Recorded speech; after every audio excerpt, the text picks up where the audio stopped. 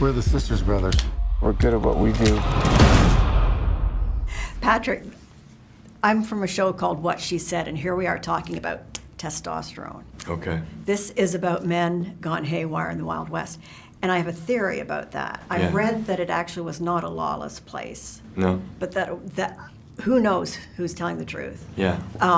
But that it was well organized, well managed on a sort of grassroots area. But it seems as though Hollywood's grabbed the Western as a way, as a place, as a genre to give men full rein to their aggression. Uh-huh.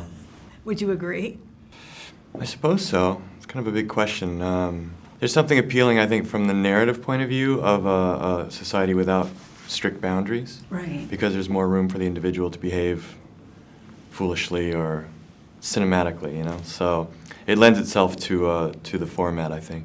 It's a great canvas. Yeah. And also, there have been so many Westerns, and to come up with something fresh like Yeah. this is quite an achievement. I mean, considering the hundreds, maybe thousands of... Westerns in the past, yeah. Yeah, I think that if this story reads as new or uncommon in some way, it's probably owing to the fact that I'm not necessarily a fan of Westerns and I don't really know that much about the backdrop, you know. So Really? Yeah, so I'm a bit of a charlatan, and I think that that's been helpful. Maybe that's what gave it its freshness. I think so, yeah. Or ignorance too. So I'm an ignorant charlatan, and Well, it worked. here we go, yeah. The level of violence in the book and here is just off the charts. Yeah. And, you know, I was thinking, I wonder if that was the beginning of that stand your ground kind of thing, don't tread on me movement in the States. Maybe. I think that people coming west were adamant that they should have their own space and that it wouldn't be governed in any way, which is an admirable enough sentiment, I suppose, though it's one of those things that can be misconstrued and abused, you know, so. Now, apparently John came to you to adapt the film. Well, what happened was he and I worked together on a film called Terry, and the director of that film, Ozza Jacobs, had the book in manuscript, and he'd read it and he liked it, and he thought John would appreciate the story and perhaps want to play Eli's sisters. So it was just good luck, you know, that I had this line to John through Azazel. So it was John and John's wife, Allison Dickey, came together, and then they optioned it from me. Great. And I was happy Good for them. stuff. Happy for them to have it. Oh, that's great.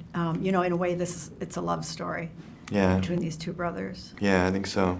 And also between Eli and his horse. Oh, yes. There seems to be a recognition that they're similar in some way. You know, they're both misfits. So sad. It's hard. It's hard to watch. It's worse when an animal dies than a person in a film.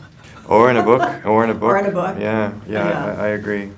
Was that a big part of it? I mean, I feel like Hugh Grant in Four Weddings and a Funeral, or whatever that film was, saying, you know, let's talk about the horse. Yeah.